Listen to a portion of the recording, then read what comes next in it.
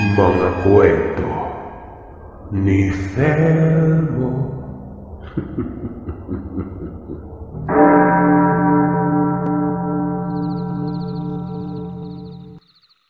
Tanong ng tanong si Arthur. Saan ba umano talaga tumatambay ang kapatid nila? Gawa ng ito lang namang si Simon ang umaalis palagi. Sabi ni Simon, sa pakiramdam niya ay doon lang. Pero isang beses lamang itong nagpahiwatig nun. Yun na nga yung mga sandaling umiyak ang batang aswang. Binaybay nila ang napakasukal na ilog. Malayo sa kabahayan nito. Puro na lamang putik. Tapos ang dulas pa. Sa bawat gilid, sa mga butas at mga sulok doon maigi nilang sinusuri. Animoy baliw naman tingnan itong si Simon. Nagmumuni-muni tapos panay pitik sa dulo ng dahon ng niyog. Tumawid sila noon ng ilog. Nasa hanggang bewang ang lalim. Yun lamang din ang pinakamababaw. Kasi nga ang ibang parte ng ilog ay lampas tao ang lalim noon. Bumungad ang napakalawak na palaisdaan. Ekta-ektaryang palaisdaan ito. May nakabangka. Lalaki. Sinita sila nito. Sinigawan at ang sabi, "Hoy, bakit kayo gumagala diyan? Iwas-iwasan nyo dyan ha. Kagabi lang may aswang dyan eh. Kamuntikang madali yung kasama ko.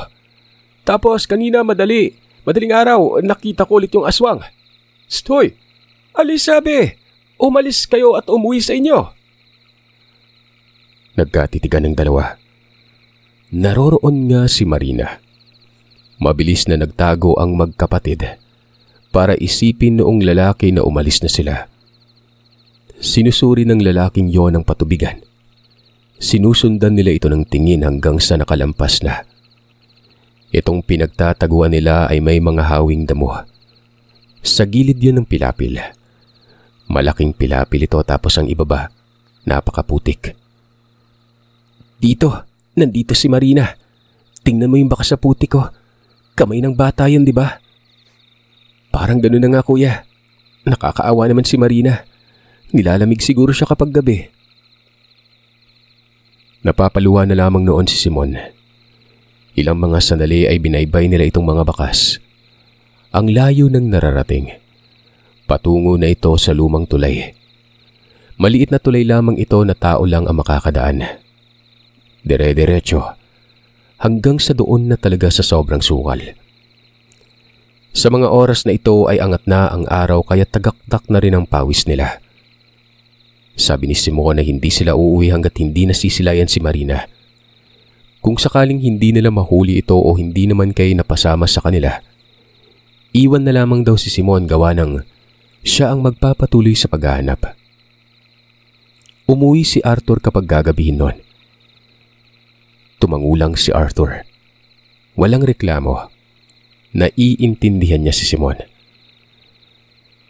Nung nasa halos wala ng luslusutan ng dalawa, dito na nakapagdesisyon si Simon na tatawid ulit sila ng ilog.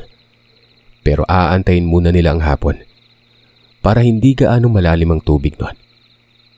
Lalo pa sa mga sandaling yun ay taob tapos mataas pa rin ang antas ng tubig dagat na siya namang sumasalubong sa agos ng ilog.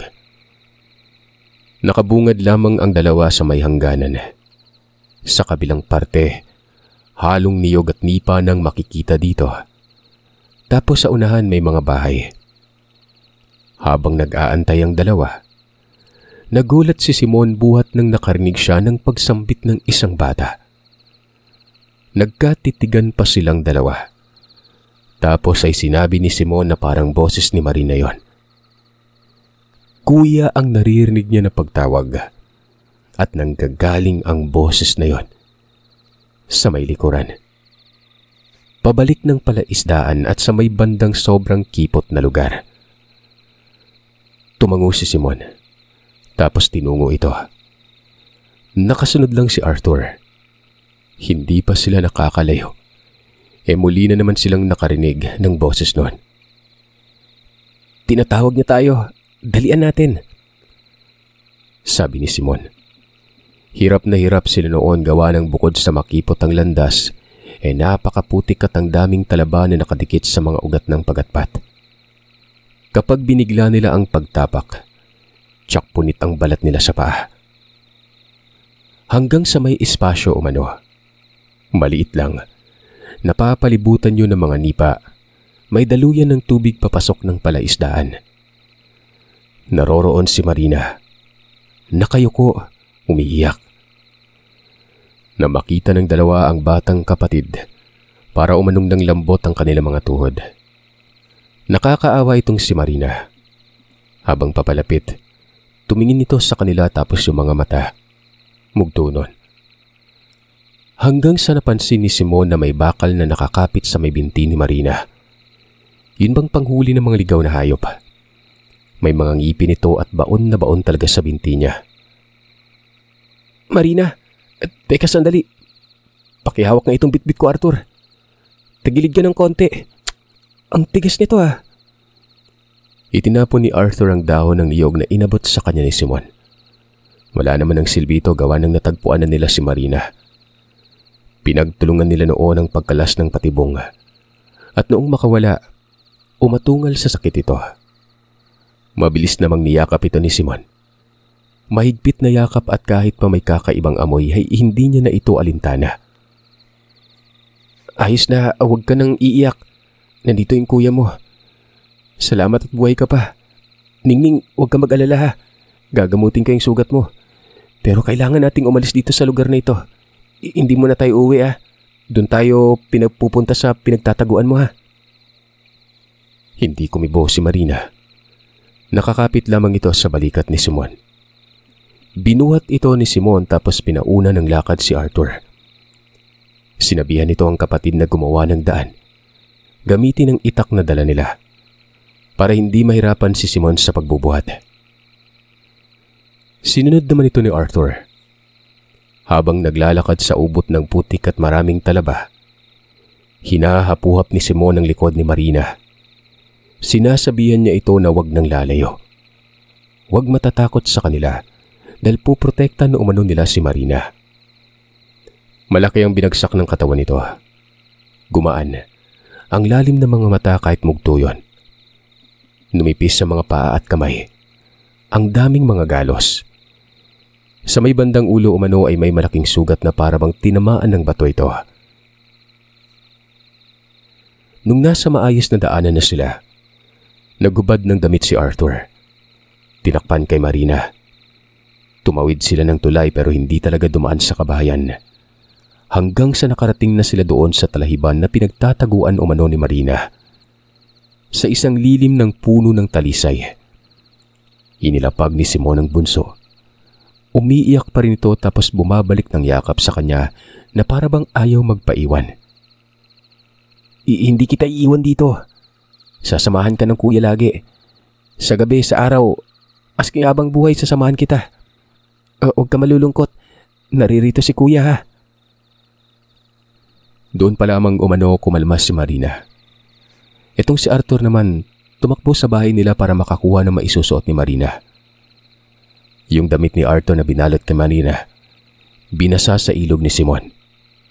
Pinunasan niya ang kapatid, maging ang mga sugat ay pinunasan niya ito. Napapailing na lamang si Simon. Naaalala niya mga sinabi ni Mang Tarko na kapag bumalik na sa ulirat ang isang yanggaw, mahirap nang tanggalin ang pagiging aswang nito. Sa mga sandaling yun pa naman parang nasa katinuan na si Marina. Sumusunod ito sa mga sinasabi niya, lalo na noong pinahira niya ang katawan. Kung anong sabihin, tumatango ito. Etong sugat ay nakakarimarim. Kita ang buto. Natipak pa nga ang buto nito. Napakaliit pa naman ang binti ni Marina. Pero tiniis ni Simon yon. Ang sakit na nararamdaman sa puso habang nakikita ito. Ilang mga sandali ay dumating si Arthur. Binihisan niya si Marina, pinakain. Kumain daw ito ng kanin at ulam na sardinas. Para bang mababali umano si Simon habang minamasdan ng kapatid na nasa ganong estado. Walang mapaglagyan ng awa niya dito. Umaapaw yun na wari ba'y kinain si Simon ng depresyon. Hindi nagtagal si Arthur kasi nga nautusan ito ni Simon na bumili ng gamot. Nakabalik din naman kaagad si Arthur. Pero ang sabi nito ay nagtataka daw ang mga magulang kung bakit pabalik-balik siya noon. Nanghingi pa ng pera. Sabi na lamang ni Arthur na nasira daw yung tiyan niya. Hanggang sa napatulala ang dalawa nang magsalita si Marina. Makabagbag damdamin ng mga namutawi sa bibig niya at talagang napaiyak umano ang dalawa noon. Natatakot daw si Marina. Hindi niya alam kung ano ang nangyayari. Umiiyak ito. Ayaw niyang umuwi. May nagbabanta daw sa pamilya nila na kapag umuwi siya ay papatayin lahat ng mga kapatid pati ang mga magulang. Bukod pa dyan ay nabanggit din ito na gabi-gabi daw siyang dumadalaw. Pero saglit lang. Sumisilip at umiiyak. Gusto niya nang umuwi. Pero sa tuwing umaaligid daw sa bahay nila ay naroroon yung nagbabantay sa kanya. Yun din umano ang nanghawa na maging aswang. Sinubukan niyang lumayo pero kahit anong gawin ni Marina, nakasunod sa kanya palagi ito. May mga pagkakataon na hindi na magawang madikta ng sarili. Yung tipong may kung anong ginagawa sa kanyang aswang. Hinihipnotismo. Hindi naman daw siya nananalasa kung hindi yung isang aswang. Ginagawa lamang siya nitong pamain para si Marina umano ang mapagkamalan. Tapos ito umanong nasa talahiban, hindi niya yan tambayan.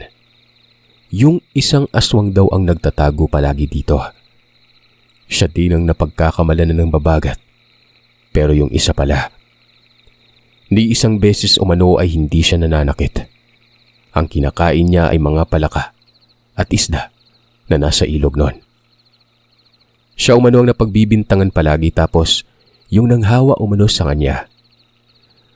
Tangay-tangay nito yung mga hayupan. Marami umanong galit kay Marina. Hinahabol siya. Yung isang mama umano ay pinalo siya ng martilyo sa ulo noon. Galit na galit si Simon siyempre. Sa makatwid pala ay matino si Marina. Hindi ito naging baliw kahit nasa estado ng pagiging yanggaw niya. Galit at pagkaawa ng lubusan sa kapatid ang bitbit ni Simon. Maging si Arthur, sinuntok pa uno ang puno ng pagatpat. Isipin niyo, palaka yung kinakain. Alam na ni Marina na aswang siya at naiiba siya sa mga karaniwan pero hindi na nanakit ng kung sino maging ang pamimeste ng mga hayupan. Papatayin ko yun. Papatayin ko sa oras na magpakita sa akin. Ano bang gagawin? Sunugin natin itong talayban. Sunugin natin Arthur. Kuya, huwag mo na idaan sa init ng ulo. Aswang yung kalaban. Sa tingin mo magiging madali yung pagpatay doon? Itong pagsinunog okay lang pero hirap naman sigurong patayin yun. Ayon kay Marina ay tama umano si Arthur. Iwan na lamang daw siya doon at malalagay daw sila sa panganib kapag hindi. Doon na nakapagdesisyon si Simona ipaalam sa mga magulang. Pinauwi ulit si Arthur. Sabi ni Simona ay dalhin daw ang nanay at tatay nila sa lugar. Ipapakita nila si Marina at pagpaplanuhan ng pag-iwas sa nangyanggaw sa kanya. Nung bumungad daw si Arthur sa mga magulang ay takang-taka ang mga ito kung bakit nagmamadali ang binata. Ang sabi lang noon ay sumunod sa kanya dahil may importanteng bagay. Nagtatanong itong kanyang ina na ano daw yon. Bakit balisa si Arthur? Huwag dito, Nay. Baka kasi may makakita. Mabuti yung doon sa pupunta natin kasi nga walang tao doon maliban na lang sa akin. Si Kuya at yung isang bata. Sinong bata? Sino ba? Naiirita na ako, Arthur. Kinakabahan ako sa'yo. Si Marina, Tay. Buhay. Sumunod kayo sa akin at huwag kayo mag-iingay. Nang marinig ni Maisel ang pangalan ni Marina, lumapit yon. Dilat na dilat ang mga mata, habang ang mga magulang naman ay nagkakatitigan. Mabilis na nagmungkahi na dalhin sila kung nasaan si Marina. Dali-daling tumakbo si Arthur. Nakabuntot si Maisel at mga magulang nila. Nang makita ang batang babae, hinimatay daw si Nanay Tina. Itong si Tatay Dado napaluhod sa lupa at umiiyak habang si Maisel naman parang pinako at hindi nakagalaw. Si Simon na ang umasikaso sa kanyang ina. Mabuti at nagkamalay naman ito kaagad. Hindi na daw binibitawan ni Tatay Dado si Marina noon. Mahigpit na niyakap habang umiiyak. Sinabihan naman ito ni Arthur na huwag maingay. Kinuwento ni Simon ng lahat, maging ang pagiging aswang ni Marina, na hindi ito yung nananalasa kundi yung isang aswang na nanghawa sa kanya. Ginagawa lamang pamain si Marina. Baka hinawaan ito para maging kasamkapan sa pananalasa naman ng isang aswang. Nang maging malaya ito at hindi talaga matugis-tugis. Sinunog nila ang pinagtataguan. Wala namang sumita dito. Yun lang bahagi na masukal. Kinaingin kumbaga. Inaakala siguro ng mga tao na pagmamay-ari nila yon. Hapon natapos ang lahat. Dumiretso ang pamilya sa bahay mismo ni Mang Tarko. Tinabunan lamang ang bata para hindi makita ng ibang tao noon. Siyempre gulat na gulat si Mang Tarko. Parang nakakita umano ng sobrang nakakatakot. Dalawa ang bahay nito ni Mang Tarko. Ang isa ay nasa likuran. Ito naman yung tanggapan ni Mang Tarko kapag may magpapagamot. Dating tirahan ito ng babaeng anak ni Mang Tarko, pero ginawa na lamang bahay gamutan. Parihaba, may papag na animoy biranda at malawak ito. May mga anak naman ng matanda pero may sarili ng mga pamilya. Wala na itong asawa. Matagal nang yumao. Nag-iisa na lamang talaga si Mang Tarko doon. Sabi ni Mang Tarko, buhay pa pala si Marina. Dugtong nito, hindi na daw tao. Kaya pala nagtatanong ka sa aking Simon, ito ba yung hinahanap nyo, si Marina? Saan nyo natagpuan? Sandali, umari kayo. Dito sa kabilang bahay. Doon, mas malawak doon. Malayo naman daw sa mga kapitbahay kaya walang problema. Tama lang na tinabunan din ng tela ang bata. Lalo't halos lahat ng nakatira doon ay alam na ang patungkol sa kanilang pamilya. Matapos mailapag si Marina sa papag, kinapaka pa agad ng matanda ang katawan. Kapit na daw ang pagiging aswang. Pero nagtataka ito gawa ng bata pa ito pero ganoon na kabagsik. Sa pagkakaalam ni Mang Tarko ay ang aswang na ganap ay lampas 15 ang edad noon. Pero noong ipaliwanag ni Simon na hindi daw si Marina ang nananalasa at ginagawa lamang itong pamain, napailing ang matanda. Nagsalita din si Marina at ito yung namutawi sa bibig niya noong kinakausap sila ni Simon. Diyos ko, mabuti day hindi ka nakapatay. Kaya palang dami mong sugat. Kumakain ka lang ng palaka. Kapag naaktuhan ko yung aswang na yun, ipapatayin ko. Sana'y magkakaroon ng pagkakataon. Napakahirap din kasi huliin eh. Sa ngayon ay dito kayo sa bahay ko tumira. Gagamutin ko itong si Marina para makaiwas din kayo sa kapahamakan. May banta yung aswang, di ba? Dito kayo. Magdala na lang kayo ng mga damit nyo. Maraming napag-usapan. Partikular ito sa aswang na nanghawa kay Marina. Basta gagawan umano ng paraan ni Mang Tarko, mapatay lamang ang nilalang na yon. Mang Tarko, pwede niyo po pa ako gamitin? Di ba nahihirapan po kayo? Sabi ni Marina. Ayos lang ba sa'yo? Baka kasi patayin ka nun. Ayos lang po. Kaya ko namang makipaghabulan sa kanya. Yung problema lang po yung mga tao kasi nga may mga katulad niyo po. Yung pumukpok ng martilyo sa ulo ko, albularyo yun. Taga Mabini. Mabuti na lang at nakatakas ako. Sa ngayon, nararamdaman ko yung nanghawa sa akin. Alam ko din kung saan nakatira. Sa Mabini siya, nasa bukid. Napapatango si Mang Tarko. Itong impormasyon ni Marina ay napakaselan at napaka-importante umano. Lalo na't alam ng bata ang tirahan ng nilalang. Binigyan pa nga ito ng pangalan pero itago na lamang natin sa pangalang Benji. May pamilya ito at ayon pa kay Marina ay taga-Bien daw talaga ang mga ito. Pero lumisan ito sa Bien buhat ng may manunugis daw ng aswang doon. Maganda ang narinig ko. Bukas o hindi naman kaya sa makalawa, pupuntahan natin pero kinakailangang paghandaan na. Nagmamasid ba? Inabot ng malalim na gabi ang pag-uusap nila noon. Ginagamot ni Mang Tarko si Marina habang nangyari ito. Pero pinaliwanag talaga ng matandang albularyo na mahirap tanggalin ang klase ng aswang meron sa katawan ni Marina. Lalo't ora mismong naging aswang kaagad ito. Hindi naman maipagkakaila umano yan kasi nga yung nagkasakit daw si Marina, mabilis ang mga kaganapan. Naging aswang kaagad. Dapat aabot pa umano ng 1 taon bago pa maging aswang, pero hindi man lamang umano inabot ng 2 buwan. Tapos ang unang sumpong, ito na'y lumabas. Lumabas si Marina sa bahay at hindi na natagpuan pa. Pagsisikapan ko at huwag kayong mag-alala ha. Huwag lang kayong mawala ng pag-asa. Hindi naman mabalasik itong si Marina. Alam niya ang ginagawa. Matalinong bata. Dahil kung hindi pa baka patay na ito. Nagagawa niya makatakas kahit sa dami ng tumutugis sa kanya. Dagdag pa nitong matanda. Sa ngayon ay nasa kamay niya si Marina. Kung sakaling may makaramdam umanong ibang albularyo siya na ang bahala doon. Huwag na lang makikialam ang pamilya dahil baka mapagkamalan pang aswang ang buong lahi nila. Doon natulog ang pamilya. Kinabukasan ay umalis si Tatay Dado at kumuha ng mga magagamit. Damit, kaldero at iba pa na pangunahing kinakailangan. Sinakay lamang ito sa bangka. Sabi pa ni Mang Tarko, habang may araw ay maghakot daw sila Simon ng mga bagakay. Nasa may liblib marami. Hindi tinatabla ng mga pangontrang aswang.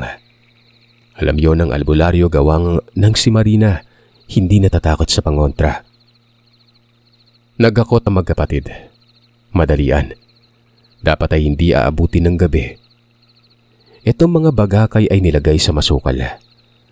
Nakatarak sa lupa pero naka-direksyon patungo sa labas ng lupain. Ang dulo pa ng bagakay ay matutulis. Nag-aalala nga noon si Simon kasi baka may bigla na lamang umanong dumaan. O hindi naman kaya ay tumakbo ng mabilis nun. Tiyak ay tatarak talaga ang bagakay. Sakto pa naman umano na hanggang dibdib ang taas nito.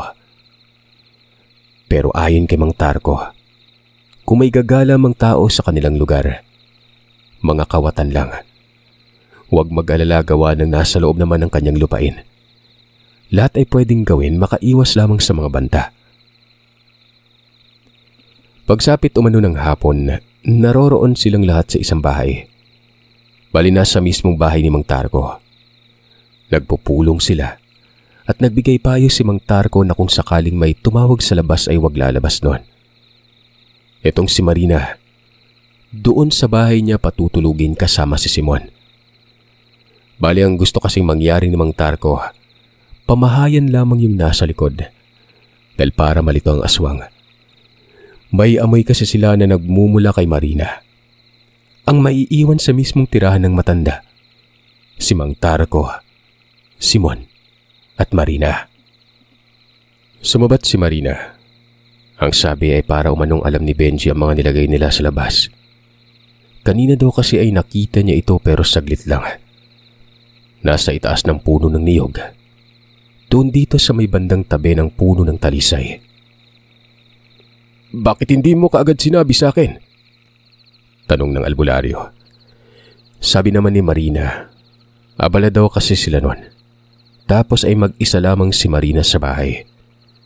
Ngayon lang siya nagkaroon ng pagkakataon, pero alam daw ni Marina na hanggang masid lamang ito. Kinagabihan matapos makapaghapunan itong si Marina, pinagpapawisan. Hindi napapakali, panay silip sa bintana. Nakita ito ni Simon. Inobserbahan niya ang kapatid.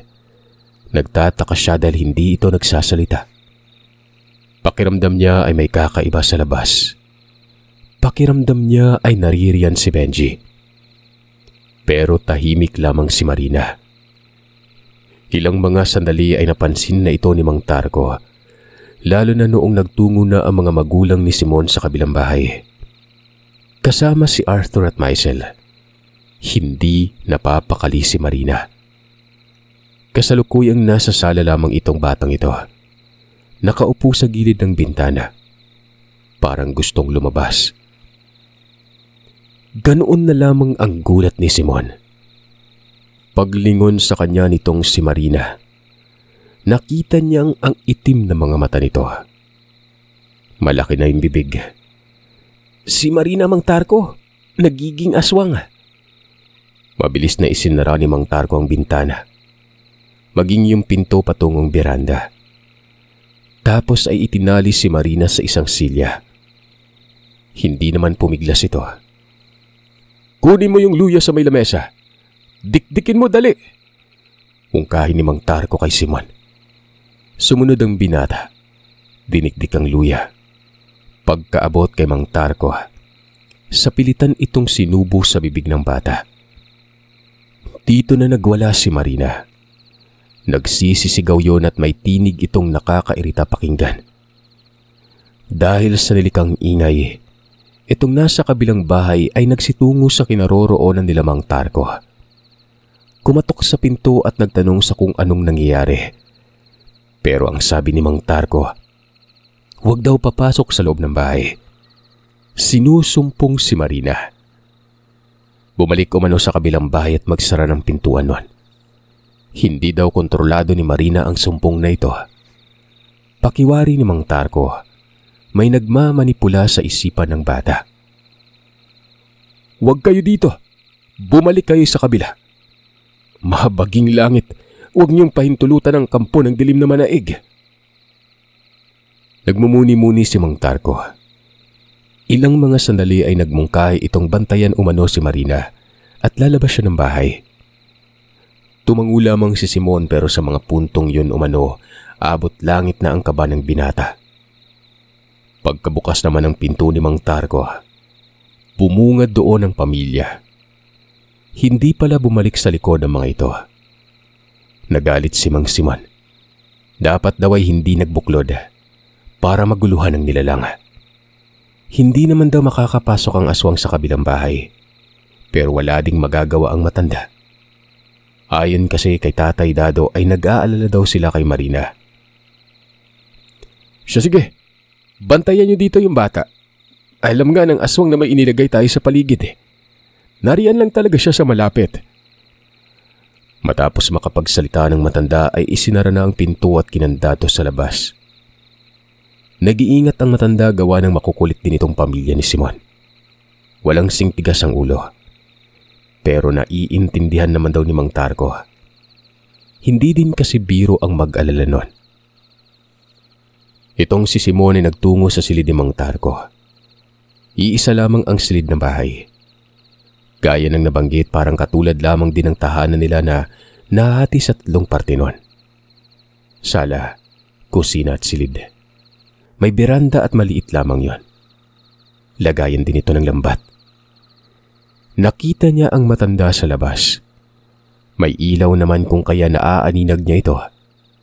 Naglalakad patungo doon sa may nakalagay na mga bagakay. Tapos nakatingala. Para bang gusto nang lumabas ni Simon. Hindi siya napapakali. Bagamat natatakot siya noon pero umaantig ang galit niya doon sa aswang. Lalo na sa pinaggagawa nito sa kanyang kapatid. Bumalik sa anyong tao si Marina. Pero nagwawala pa rin ito habang sumusuka nun. Ano ba itong nakain ni Tatay Dado at kinalagan daw si Marina? Matapos lang makalagan ay bumuelo ng talon si Marina at nasira nitong bintana. Mura ng mura si Mang Tarko sa labas. Nakita niya ang paglabas ng bata nun. Lumundag si Simon sa bintana. Sinundan ng kapatid niya. Sumunod si Arthur. Nagkakahabulan sa labas nun. Itong si Mang Tarko ay bumunot ng isang bagakay. Magkabilaan ang hawak nito. Bagakay at itak. Huminto si Marina sa isang puno ng niyog. Umaangil ito. Kumakahig-kahig sa lupa. Sabi ni Mang Tarko ay nasa ibabaw daw ng puno ang aswang na si Benji. Hindi naman nila makita ito gawa ng hanggang doon lang sa bahay ang ilaw at wala din silang dalang flashlight. Sa galit ni Simone ay umakyat ito ng puno nun, daladalang itak. Sumisigaw si Mang Tarko at sinisita yon. Pero wala. Hindi nakikinig si Simon noon. Sinalubong daw si Simon sa bandang gitna ng puno. Sinakmal at kamuntikang malaglag. Mabuti na lamang at nakakapit ng maigpit ang dalawang paa niya. Mabilis na umakyat si Marina. Walang kahirap-hirap na naalpasan nito ang kanyang kapatid. Sabay lundag daw ng bata doon sa nilalang na si Benji. Nalaglag si Benji. Kasama sa pagkalaglag si Marina. Nagpangbuno daw ang dalawa sa ibaba nun. Tumutulong si Mang Tarko, maging si Arthur. Nang makababa si Simon ay tumulong na rin ito. Pinapalibutan nila itong si Benji. Dumating si Tatay Dado kasama si Nanay Tina. May dalang Petromax. Kapag humahakbang daw itong aswang na si Benji, nawawala-wala ito. Yun bang putol-putol ang presensya? Habang nangyayari naman yun ay nagmumuni-muni si Mang Tarko. Tinarak nitong itak sa lupa. Pagkabunot doon sa itak ay sinugod niya si Benji. Tinamaan niya ng pagtaga. Kitang-kita nila si Simon ang nangyari. Nasugatan ng aswang, umatungal at tumatras. Sinunggaban ito ni Marina. Ilang mga sandali lang, may dumating na isa pang aswang. Mula sa itaas yun na para bang galing sa paglipad tapos lumundag pa ibaba. Humarang ito kay Mang Tarko. Babae ang nilalang na yon at ang buhok ay para umanong may sariling buhay. Lumulutang sa ere at gumagalaw-galaw. Napapamura si Mang Tarko. Paano umano naghalo ang uri ng balbal at isang kubot. Itong dumating daw ay dalawang klase ng aswang ang nasa katawan niya. Yun nga, busaw o balbal at kubot. Mabilis na tumakbo si Benji at naglaho. Ang naiwan ay ito na lamang babaeng aswang. Tilaw ang mga mata at hindi itim. Napakahaba umano ng mga galamay.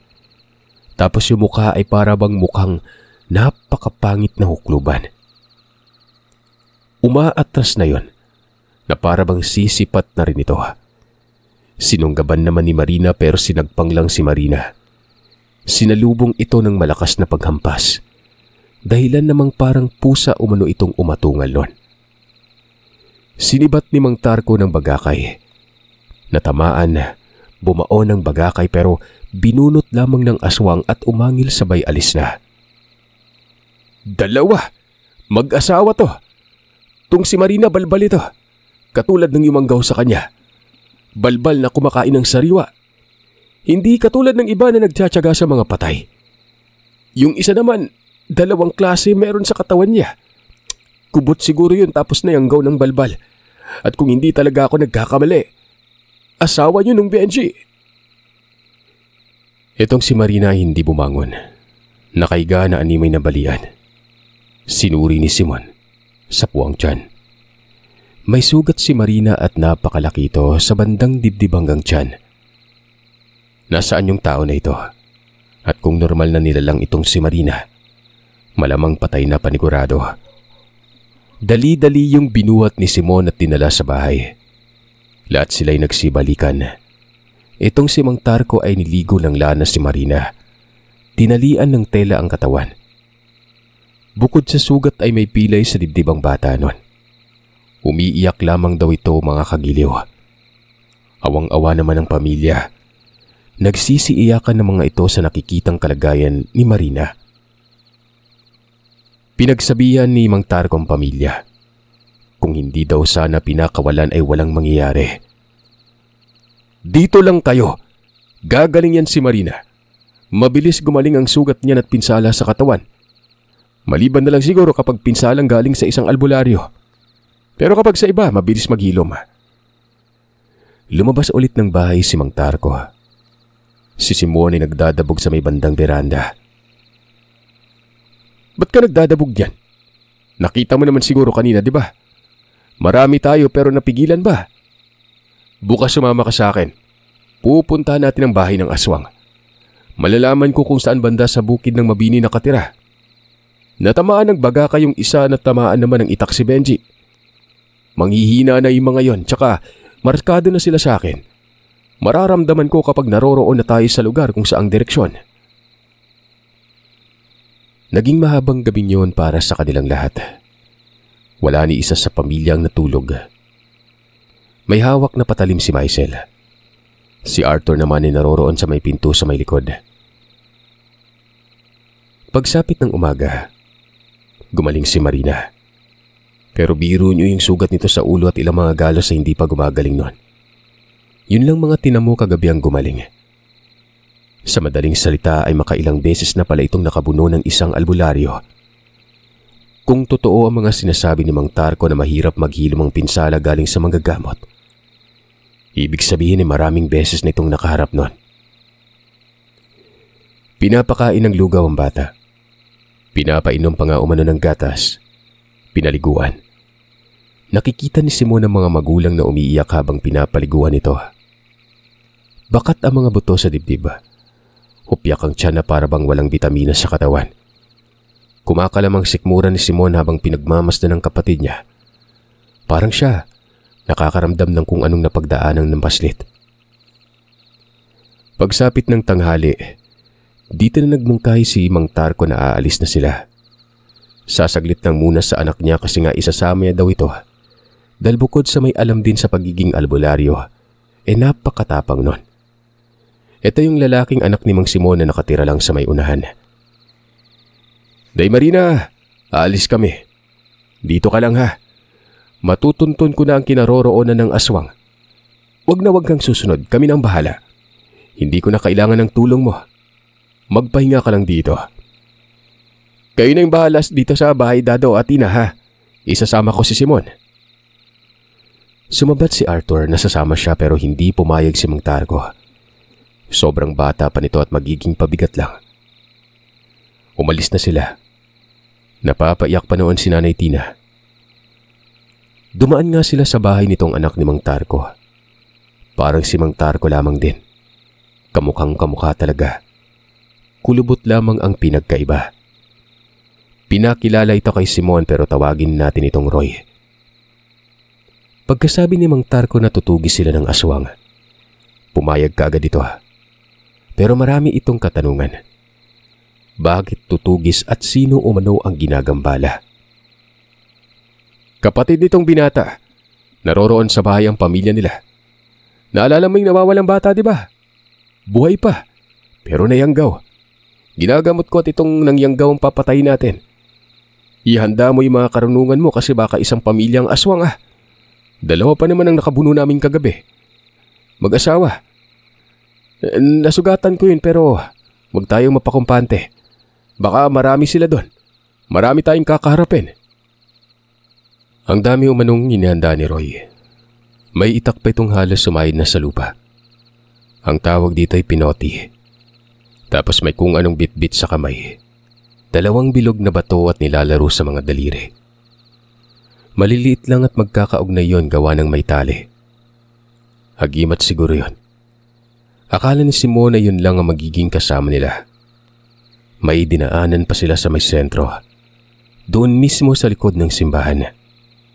Isa namang matandang babae ito at syempre, ganoon na lamang ang pagkamangha ni Simon. Kapatid ito ni Mang Tarko. Isang manggagamot. At nang malaman ng lahat ng nangyari ay walang ano-anong pumayag ito para tumulong. Pangalanan natin itong Manang Elisa. Patpating matanda at katiwala daw ito sa kumbento. Basta kilala ang matandang babaeng ito noon. Katunayan na guro ito ng mga bata sa Ting Flores de Mayo.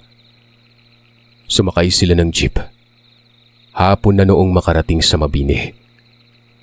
Sumakay pa sila ng habal patungong bukid nun. Habang nasa biyahe umano, alam na alam ni Mang Tarko kung saan tutungo. Ito pa ang naging giya sa habal driver. 2 motor ang sinasakyan nila noon. Ang layo na ng narating nila. Nagmistula na umano itong gubat. Napakataas ng bundok.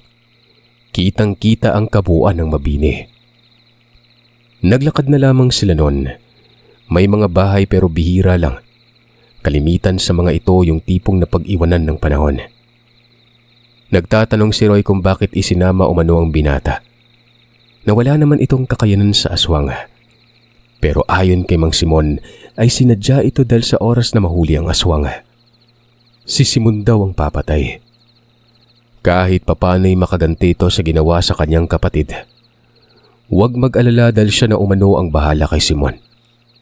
Walang mangyayari dito basta sumunod lamang sa mga sinasabi.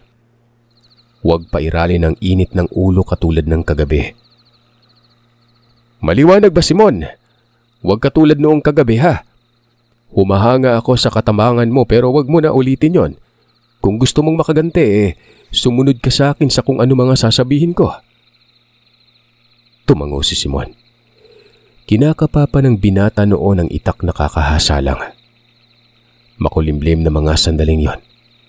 Halong lamig at init ang hangin. Para bang may paparating na ulan. Binabagtas nila ang daanan na maliit. Sa kaliwang parte ng bangin habang sa kanan naman ikakahuyan. Halo-halo, may mga saging pa nga umano na nabalot ng mga baging nun. Tapos may maisan na hindi na napangalagaan pa. Habang naglalakad ay nag-uusap si Mang Tarko at ang kapatid nitong si Manang Lisa. Naririnig ni Simon na malapit na daw sila sa lugar ng aswang. Hindi nga nagkamali dahil ilang mga sandali.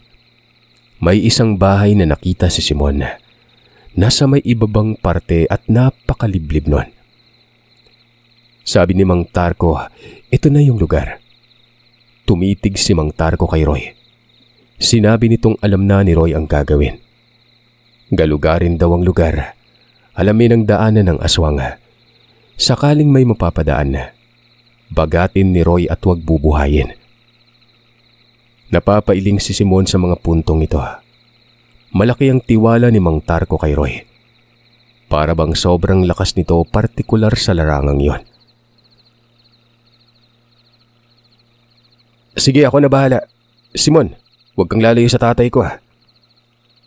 Matapos makapagsalita ay umalis na yon. Kumabig sa ibang landas.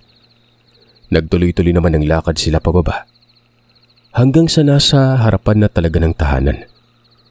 Kung titingnan sa malayo ay napakaliblib pero may espasyo doon at malinis ang lugar. Pero may kakaibang amoy. Mabaho daw. Hindi nag-aksaya ng oras si Mang Tarko. Walang anik-anik. Walang kung anong-anong orasyon sa paligid. Rekta panik sa bahay. Magkakasunod sila noon at doon sa may sala. Nakita nilang may nakahiga sa may sahig nun.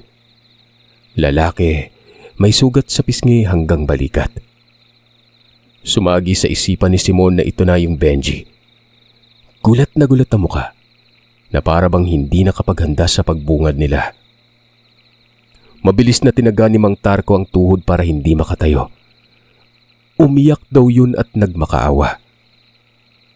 Walang hiya ka. Naawa ka ba sa bata? Anong ginawa mo sa kanya? Lintik kang animal ka. Wika ni Mang Tarko sabay taga naman sa isa pang tuhod nun. Pagkalingon ni Mang Tarko kay Simon, nakaintindi kaagad ang binata. Binunot niya ang sariling itak at pinagtataga sa ulo. Sinasalag pero hindi tinatantanan ni Simon. Habang nangyayari naman ito ay nagmumuni-muni si Manang Elisa. Pagkatapos ay may umatungal daw sa silid nun. Sumilip doon si Mang Tarko. Naroroon ang babaeng aswang, nakasandal sa dingding habang nakaupo at parang hirap na hirap. Mabilis na lumapit si Manang Lisa at nagpatuloy sa pag-uusal. Tinaga naman ang walang sabi-sabi ni Mang Tarko. Rekta yon. Patay kaagad ang babaeng aswang. Itong si Simon ay hindi pa natatapos. Buhay pa si Benji. Inawat na ito ni Mang Tarko at si Mang Benji nang tumapos nun. Tinapakan ng kamay at tinaga ang leg niya. Kamuntikan ko na makalimutan. Huwag mong bahiran ng dugo ang kamay mo. Ako na yung pumatay. Sapat na yung nakaganti ka. Pagkatapos noon ay may kung anong hinanap si Manang Elisa. Nakikita ito ni Simon sa silid. Kinakapa-kapa ang ibabaw ng aparador. Hanggang sa may nakuha daw itong maliit na garapa. Tumingin siya kay Mang Tarko at nagwika ng, Di ba nga nayanggaw yung bata? Ito gamitin mo para gumaling yon. Hindi ako sigurado pero alam kong tangan ito ng mga aswang at kapag ginamit mo ito sa bata, posibleng gumaling yon. Basagin mo lang sarapan niya tapos ang laman ay silaban mo ng apoy. May alam ka pala sa ganito, Elisa. Pero parang kapit na eh. Pero asya, malay natin gumaling. Tara na. Umalis sila noon. Nakabungad naman sa labas si Roy. May 2 aswang daw siyang nakitang lumayo. Hindi niya naabutan. Sabi naman ni Mang Tarko ay mga anak siguro yun ng mag-asawa. Walang dapat ikabahala doon. Ang aswang umano kapag natuntun na ang bahay, aalis sa mga ito at lalayo. Madaling araw silang nakauwi. Tuwang-tuwa naman ang mga magulang ni Simon. Sumama sina Roy at Aling Elisa dahil tutulong ito sa paggamot kay Marina. Ginawa nga ng albularyo yung pagbasag sa bote na may lamang kung anong lana sa harapan ni Marina. Pero bago mangyari yun ay kumuha muna ng kukonting likido mula doon si Mang Tarko. 2 proseso kasi ang gagawin niya. Ang isa ay ipapainom niya kay Marina ang lana. Inobserbahan si Marina noon pero walang nangyari. Hindi sumuka ito.